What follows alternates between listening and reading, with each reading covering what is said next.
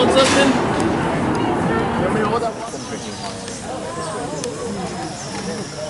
Look, there's a rabbit! What a rabbit!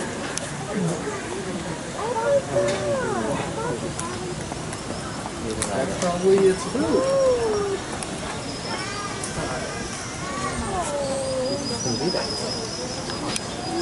It's a rabbit, not a bunny. So long as 这个是个啥呢？关键是。 it's fine.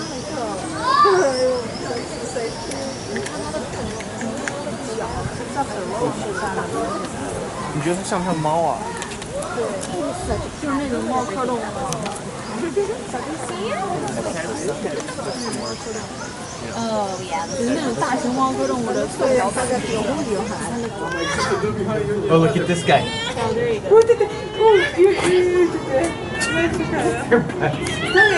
Look how sunburned.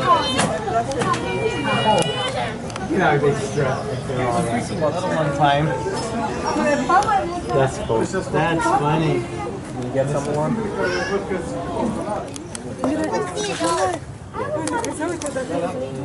Dude, you see the thing?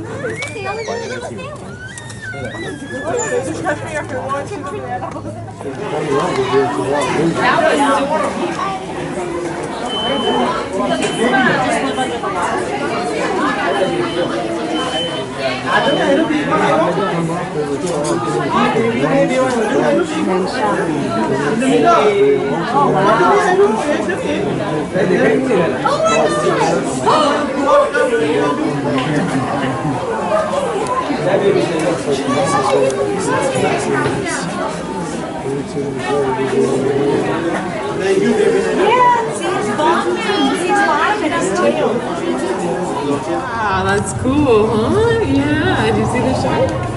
You see the fishes? Here he comes again. There's the shark again.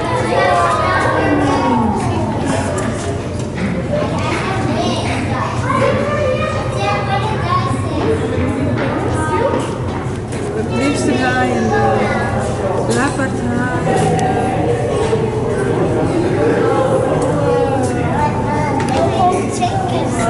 Я думаю, что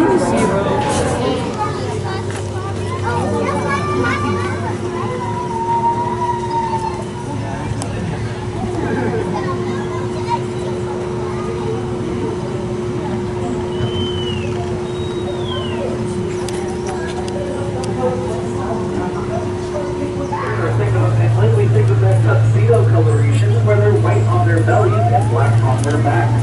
This is a camouflage known as shoulder shade. That's super.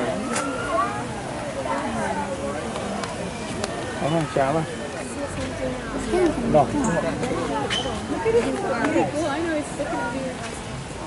His ears look striped. He's got a fly. Trying to get his ear. There's a fly in my ear. Get it out. Get it out. Okay, I'll get out for him. I am so not actually. A copy or one of the rarest animals. No, it's his hand. He's like,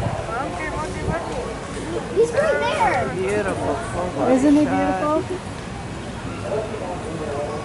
Oh, that's cute. You want to send that one to Joe? Liam, he's eating. It's never planet.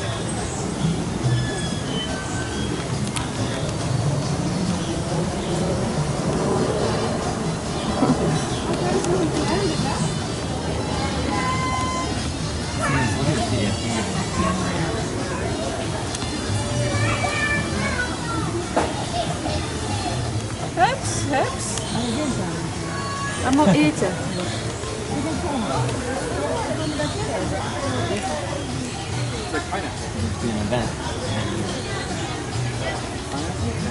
Daddy, can I take a picture of him? Daddy, can I take a picture of him eating? Eat it loud. Oh, watch out. That was a big guy. Oh, look, the baby's gonna climb up.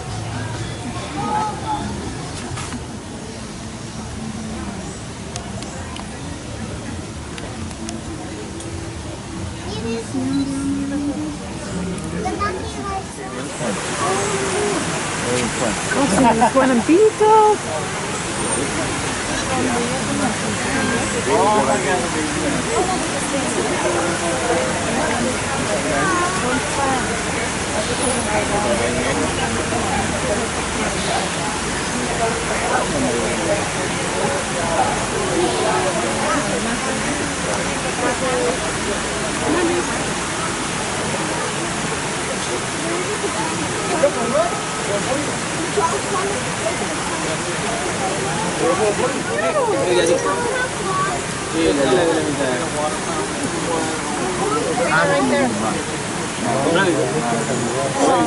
Playing around. Look at them. They were all jumping around. Look at them. See, there's somebody that's swimming over there. Over there. There's a bunch of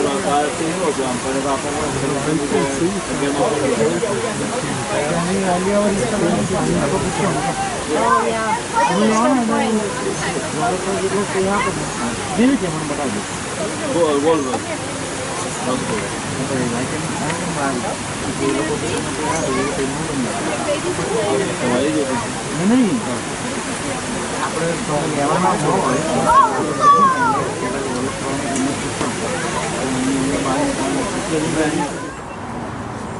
Now, can you imagine those flying up in the sky?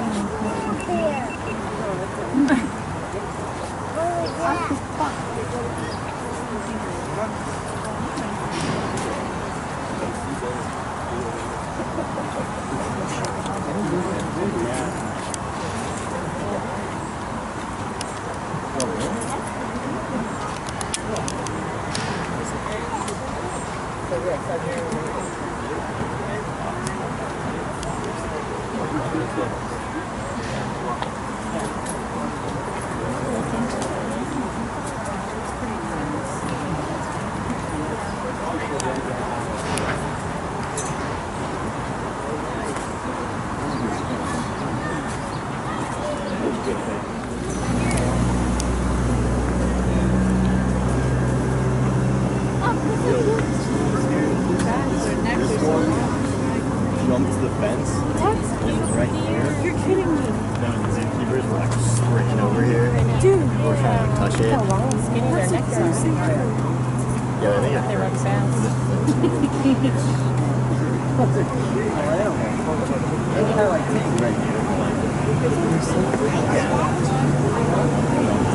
Yeah. Like over there, there's some that don't have hands.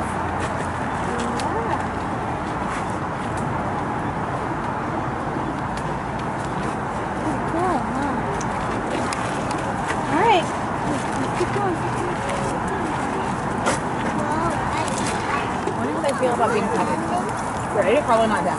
Probably not right. They're like there and they're like pulling the thing, like trying to like get the hell out, and they kept like jumping at it. Like hopefully,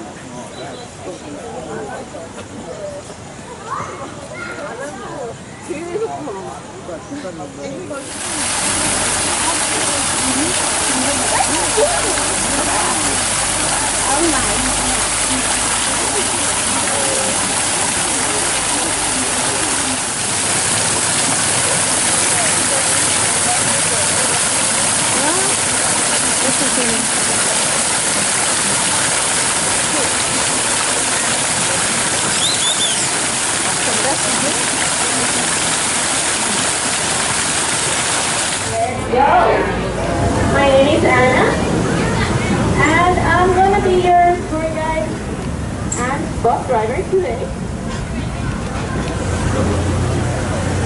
This tour is going to last about 35 to 40 minutes, and you're going to learn about how we have been leading the way to save species from extinction, and also how we have been innovating in our wildlife conservancy. Also, you're going to learn more about how you can be a hero for wildlife.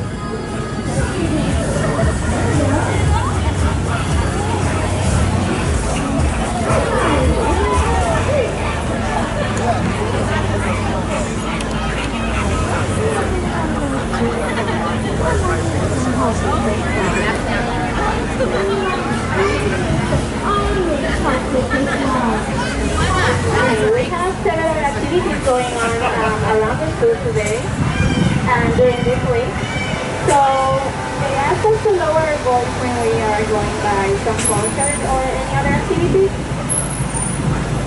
Now let's continue with the tour. Before we continue, let me ask you to keep your arms, legs, personal belongings, and no one's inside the bus at all times.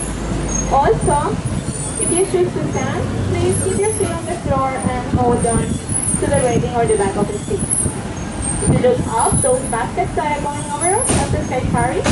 They take you from one side of the park to another. Say hi to our acrobats.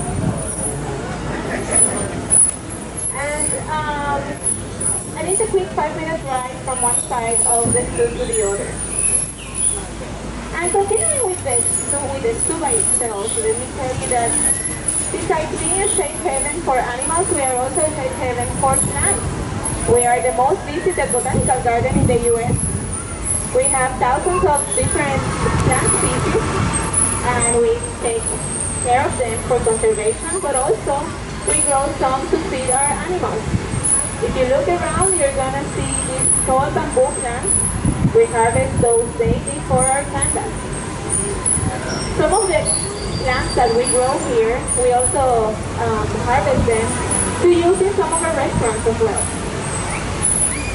Now let's take a peek to our Malayan tigers. The Malayan tigers are the smallest of tigers. And here at Los Amigos, we are really proud of the way we have been designing our exhibit. We have come to realize that animals thrive when they live in places that look just like home. Sometimes the tigers are hanging out close to the window on the left, so I'm going to move slowly to see if we can take a pic of them. If not, take a look at how we have developed the exhibit. We have different layers, different levels of areas where our tigers can spend their time. Also, they have a pool where they can swim and sometimes hunt, because tigers love water. They are aquatic cats. Now we're leaving the Lost Forest and we're coming into the Tourist Forest. The Tourist Forest is where our river hippos live. They come from Central Africa. Today in the exhibit we have Punani and her calf pony. This tank is about 150,000 gallons of water, because hippos don't have wetlands and they love to stay in the water most of their day to keep themselves cool. Anyone is wearing sunblock today? Because hippos produce their own sunscreen. They have very sensitive skins and they produce this substance that builds like a layer on top of the skin that reflects the rays of the sun, preventing them from sunburn. If you look beyond the hippo exhibit, you're going to see an animal with stripes on their hind legs. That's the tabby. The tabby is also from Central Africa, and they are browsers. Look how tall the leaves in the trees are. That's because they reach out for the leaves with their long tongue. Can anyone guess who is the closest relative? The giraffe, right? Some people think it's a zebra because of the stripes, but actually are the giraffe. They share something in common, and it's a long tongue to reach out for leaves to eat. If you look to your right, you're going to see our river island where sun monkeys, red-tailed monkeys, and spotlight otters share their activities. For us, it's really important to have mixed activities here at the zoo. They provide the interaction that these animals will experience in the wild. And social interaction is really important for animals to develop their natural instincts and their wild instincts. And that's something that is really important for us here at the San Diego Zoo. Now, if you look at your map, you're going to see a yellow kangaroo icon. That yellow kangaroo icon stands for the kangaroo bus stop.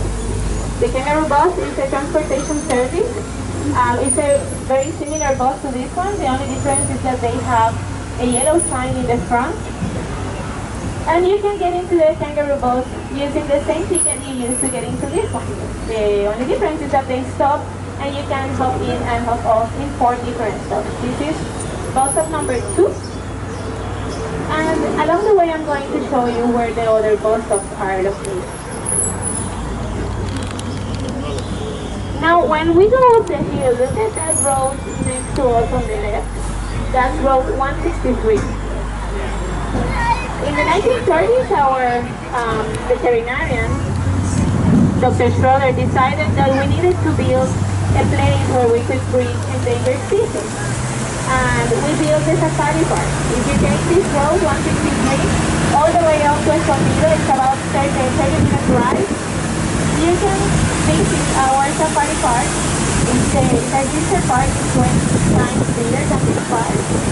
And the exhibits are larger than here because they have millions of animals roaming free in those exhibits. Also, in there they have their home to our Institute for Conservancy Research, where our frozen tourists, where we take care of the genetic materials of many endangered species. If you look to the right, you might see our giant eland. The giant eland is the largest antelope. They can measure up to 5 feet all the way up to their shoulders. Also, they can jump up from where they are standing 10 feet high. On the left is our polar bear plant where we have our Arctic animals. Let's see if we can take a peek to our polar bears.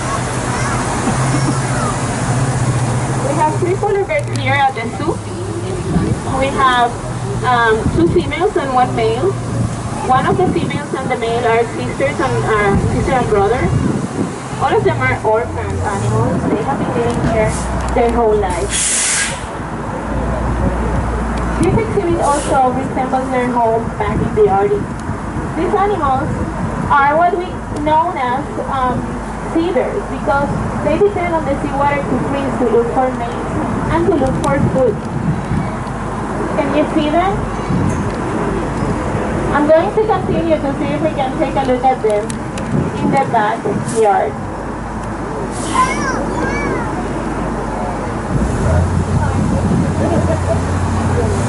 And you might ask yourself how we do take care of them in this weather, in this climate here, so hot. In the wild, polar bears, they eat mainly seals, which have a very high fat content. They create a fat layer under their coat to keep themselves warm. Here, they don't need that amount of fat. So our nutritionists have developed a very specialized menu where when we take care of the amount of fat in the body, we have leaner polar bears here, and that way they can adapt to climate conditions. One way we can be a hero for polar bears is by looking at the way you consume fossil fuel and you put greenhouse gases out of the atmosphere. That's what your carbon footprint. If you turn off the light or hang your clothes to dry, you're helping to lower the effect of climate change in our planet. If you look to the left, you get to see the safari. As I told you before, you can take the safari on both sides. To the right is the 4D theater. We have 2 4D theaters here at the zoo. This one is playing a short movie of The Martian and Happy Feet.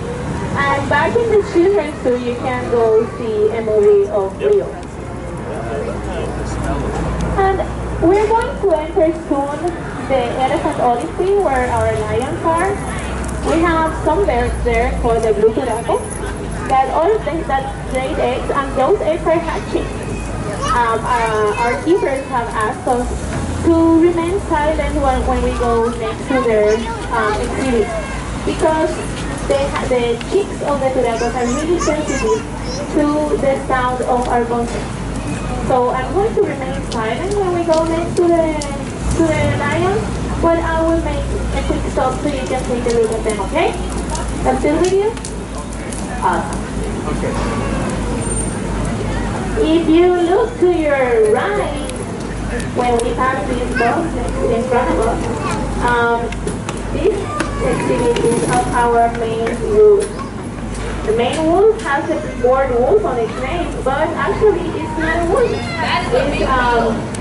It's a unique canis from Brazil. They live on the grasslands of Brazil. And they are really shy. But I want to ask you to take a very deep breath when we go next to their exhibit. Because that's the way they communicate. They usually don't make any noises, but they need smell tracks to put out their mates and to make territory.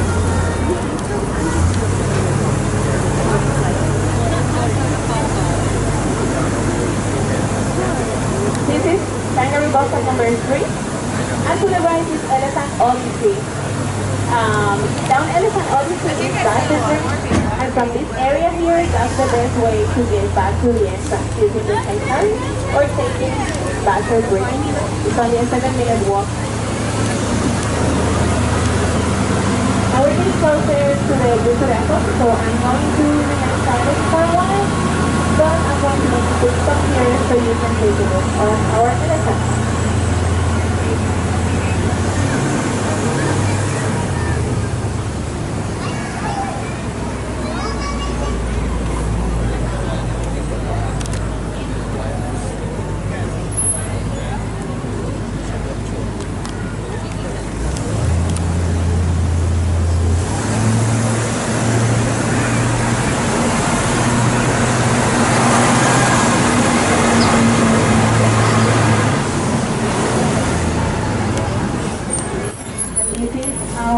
Jaguar. Inside the cage, take a look at him.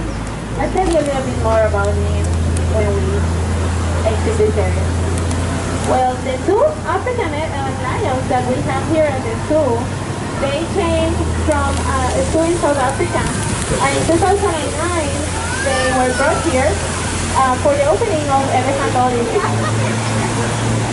The jaguar that we have here, jaguars is very interesting. They are from Central and South America, and they are the biggest, the only big cat in the Americas actually. Now this is our elephant yard, and the elephant yard, in the elephant yard we have 4 female elephants. We have 4 female elephants, 2 Asian and 2 African. If you look to the elephant on the right-hand side, that's an Asian elephant. And if you look to the left-hand side, that's one of our African elephants. This one, the one that has the neat ear, which is Tembo. And that's an African elephant. Look at the size of the ears, that's how you tell them apart. And African elephants have larger ears than the Asian elephants. And as a fun fact, the shape of the ear of the African elephant is similar to the shape of the African continent.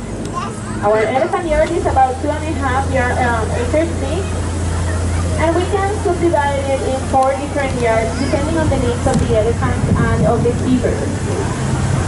On the right is our elephant care center, where our elephant keepers take care of the elephants. We practice here what we call protected care, which is a state-of-the-art open space care center, so you can see when our keepers are taking care of our elephants. And when I mention protected care, I'm talking about these barriers. There's always a barrier between the elephant and the keeper. And it has proven to be so safe that the Association for Aquariums and Zoos have made it a standard among their members. Our elephants are trained every day to come to this area to receive their health checkup, so they cooperate in their health care. Now this here is Stella on the right. She is our secretary bird. For me, she is one of the most beautiful birds here at the zoo. And if you look to those legs, she's sitting down, but if you can take a look at those long legs, she uses them to hunt. Even though she flies, she hunts on the ground for small reptiles, small mammals, and insects. Now going back to the elephant yard, as part of the positive behavioral training that we provide our elephants, we teach them how to use these structures in the center of their activity. In the wild, these animals, they like to knock down trees, and the reason why you don't see any trees in this area is because they will knock them down, and they are looking for food on those trees. So we have built these utility trees to provide our elephants with food. One thing that they do everything that a tree will do. On the little gates on the bottom of the utility tree, the animals can get the hay or food that they want. If you see that little round thing next to the gate, that's a spout of water. They can get water. The upper section of the utility tree provides them with shade. And if it's too cold outside, it also provides them with heat. They can scratch themselves on it, they can lean themselves, but they cannot knock them down. And as you can see, Tembo, she's playing with the balls. That's what we call enrichment. The enrichment that we provide, and it's giving them opportunities and choices to explore their space and keep them mentally active and challenge them mentally, also physically and socially. We have many birds and sometimes other animals that come into the exhibit and they can interact with each other. And let's take a look at this exhibit next to the elephant. Can anyone tell me which animal is this one?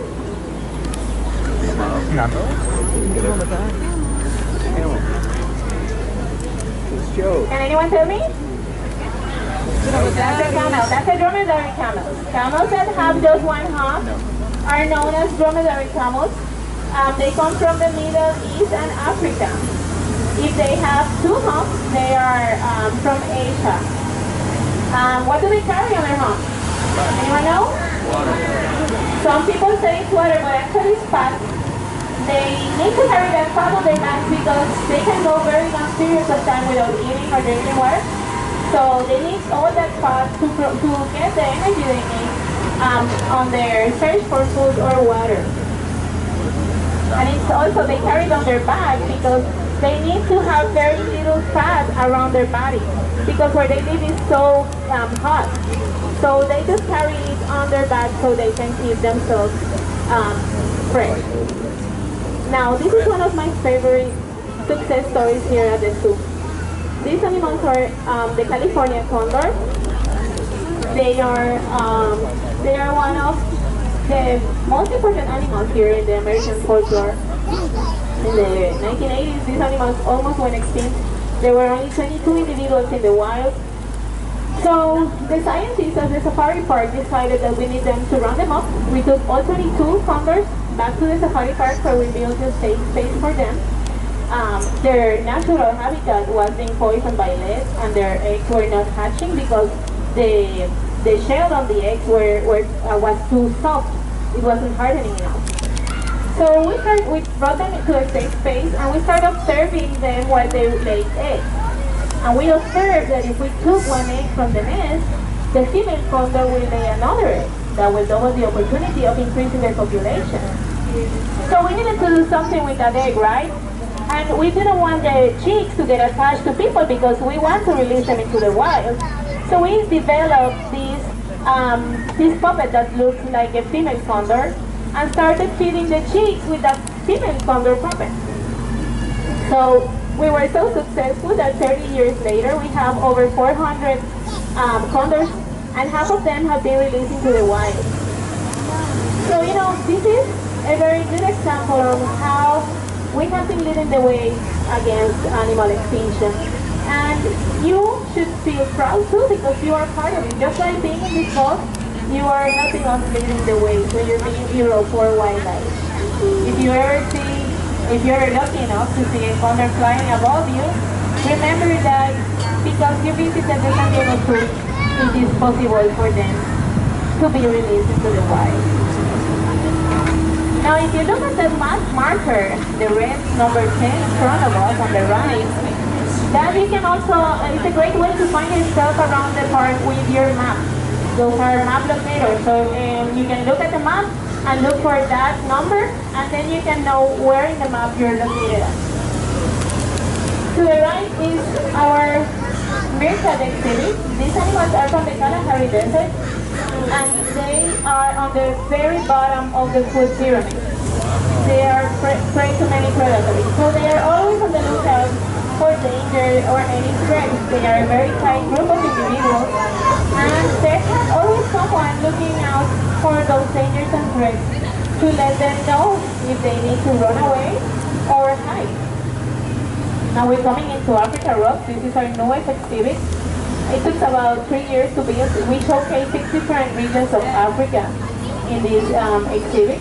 And this is the first region. This is the Kopi. The Kopi is a rocky outcrop in the African savanna where small mammals look for shelter or nesting area. If you imagine an underground mountain, the Kopi will be the top part of that mountain sticking out of the ground. Now this next region is the Ethiopian highlands. The Ethiopian highlands are located at the upper part of Africa Rock. Africa Rock goes all the way down the canyon, and you can visit, we have waterfalls, pools. Here we have African and Madagascar animals, but something that goes unnoticed here in this area is this beautiful succulent garden that we have here. Water is a very scarce resource, and we here in the news how many countries go longer periods of time with very severe droughts. One way we have been doing our part, and this is something you can do at home too, is by gardening and growing drought-resistant plants. These plants don't need that much water to grow. They also provide a safe space for local wildlife to thrive, and you save money, you save water, so it's a win-win situation. Now, we're going to come back to Africa Rock later on, but if you look to your right, you're going to see our female koala exhibit. Female koalas are really social, so they have a mixed exhibit here with the wallabies, and they are all together. Later on, we're going to see the male koalas, and I'll tell you a little bit more about them. I'm going to lower my voice now and hear a show going on.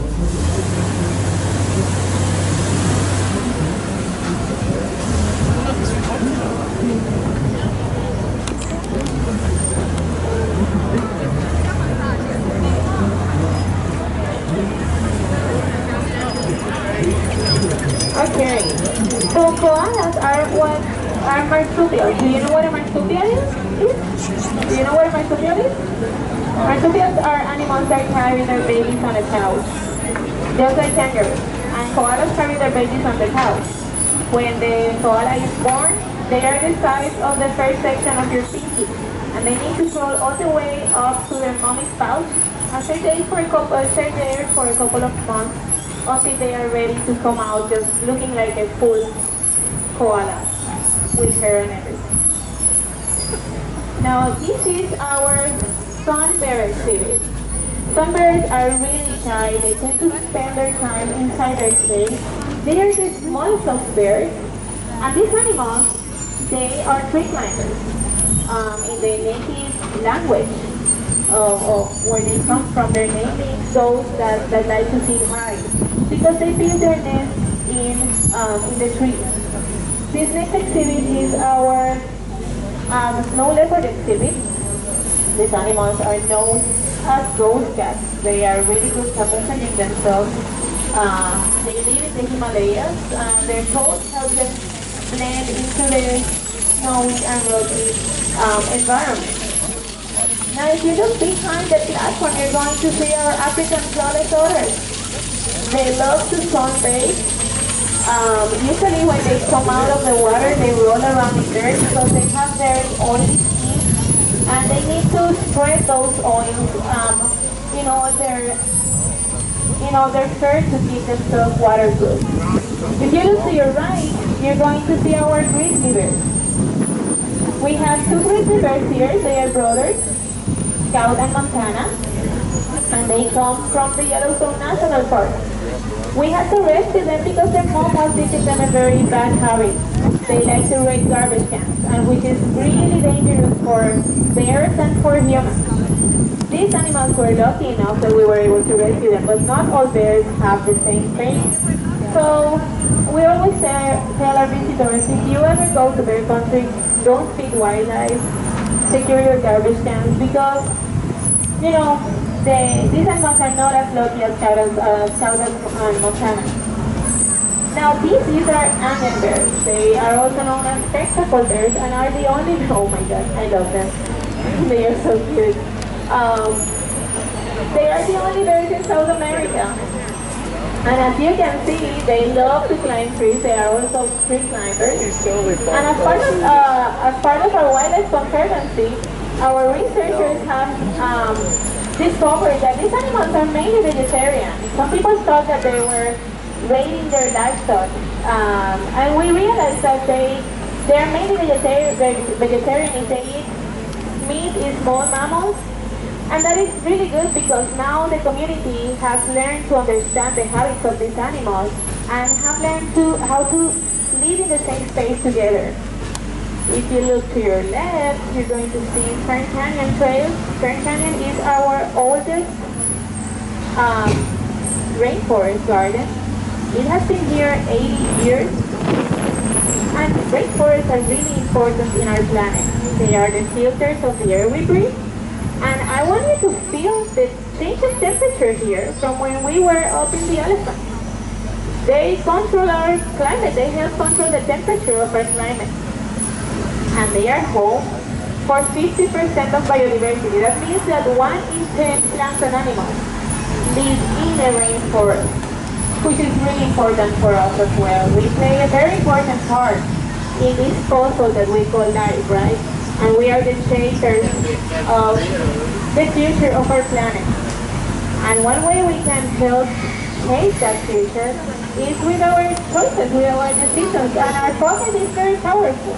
How we decide to consume, what we decide to buy, if we support companies that have climate-friendly policies, or that produce sustainably sourced products. That way we are ensuring the animals and plants that live in these habitats, in these ecosystems, to have a home, to have a secure home. Now we're going into Africa Rock. This is the main entrance of Africa Rock. And if we imagine that we're coming into Africa, we're going into the southern tip of Africa. Here's where we have our African penguin colony. And when you think of Africa, you don't think of penguins. But penguins, mainly, they only live in the southern hemisphere.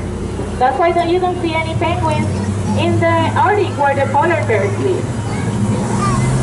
Those holes on the wall, those are the nests of our penguin colony.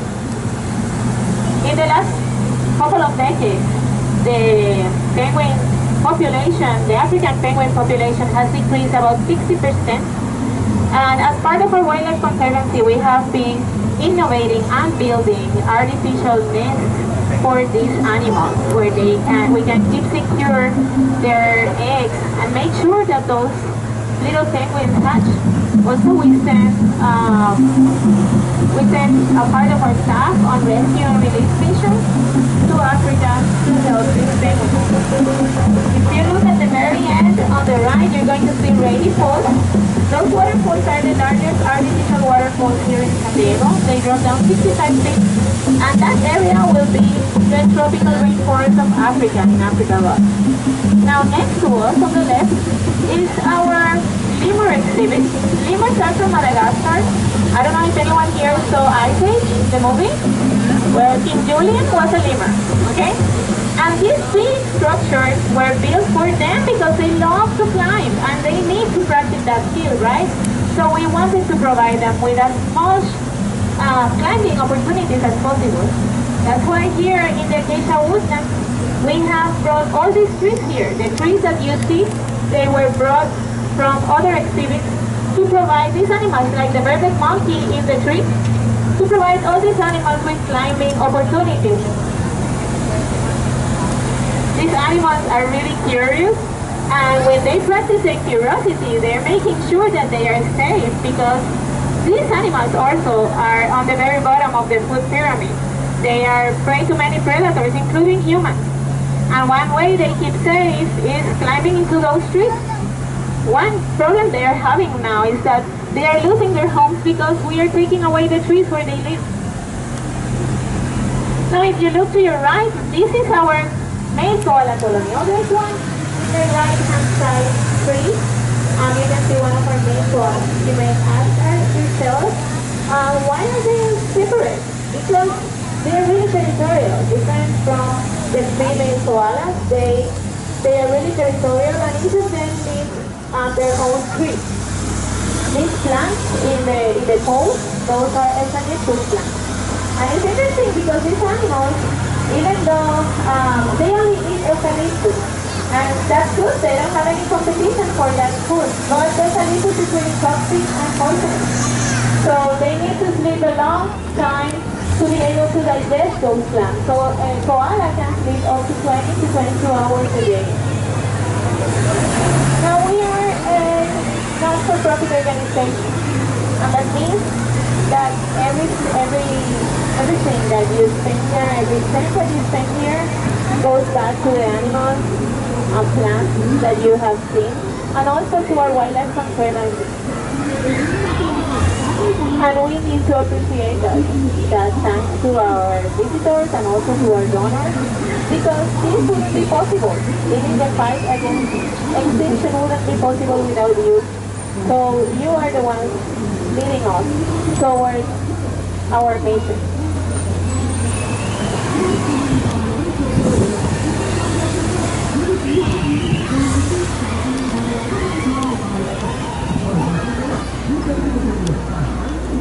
On the right is urban jungle, where you can find bus stop number 1, and also you can visit the giraffes, cheetahs, rhinos, also the koalas actually. And to the left is the Australian outback. The Australian outback is where we have most of our Australian animals, like the Tasmanian devils and other birds. That path that goes across the Australian outback, that's Front Street. And if you take the Front Street all the way to the front of the exit, you're going to find our Wildlife Conservancy booth, where you can learn more about all the projects that we have worldwide. We have over 100, thanks to our Wildlife Conservancy. We have bring back to the wild. We have released over 40 different endangered species. So if you want to learn more, then you prefer to go online, you can visit extinction.org. Now we're getting closer to the end of the tour. I hope you have enjoyed as much as I did. It's been a pleasure having you with me today. And as soon as we get closer to the unloading belt and I stop the bus, I'm going to have the horse downstairs to get off the bus, and then I will go upstairs and give you a hand. So please be patient and wait for me. Share the knowledge you have learned today. We are all in this together, and I always say that knowledge is power. And we have the power to make this world one where we want to live in it, and where we support the rest of the living beings that live in it. So thank you so much for joining us. Have lots of adventure at the zoo. Again, my name is Anna, and have a wonderful day.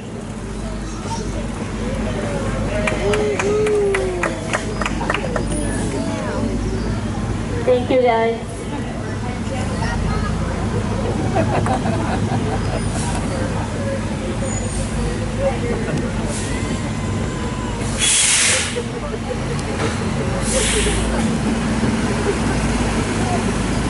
Chamber is safe,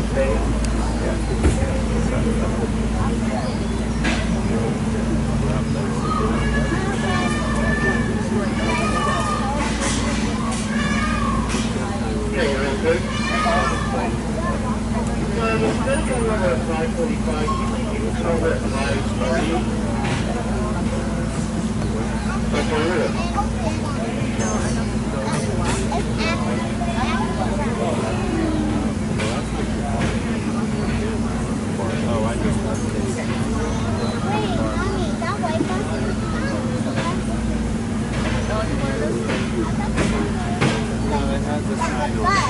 Like